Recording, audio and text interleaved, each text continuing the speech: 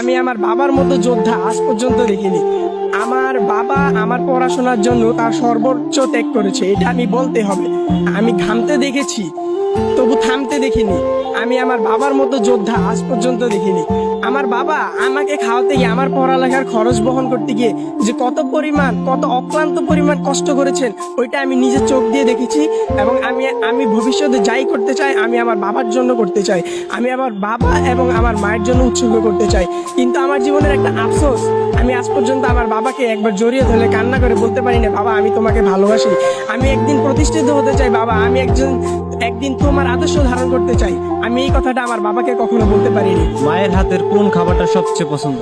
মায়ের হাতে আমার খাসির মাংস, কালা ভুনা, বিরিয়ানি, এগুলো তো মায়ের হাতে এভারেজ খাওয়াটা পছন্দের। তবে আমার মায়ের হাতে আমার শীতকালীন যে পিঠা, তারপরে নলেন গুড়ের পিঠা, এইসব দুধ পুলি, এইসব আমার কাছ থেকে একটু বেশি ভালো লাগে।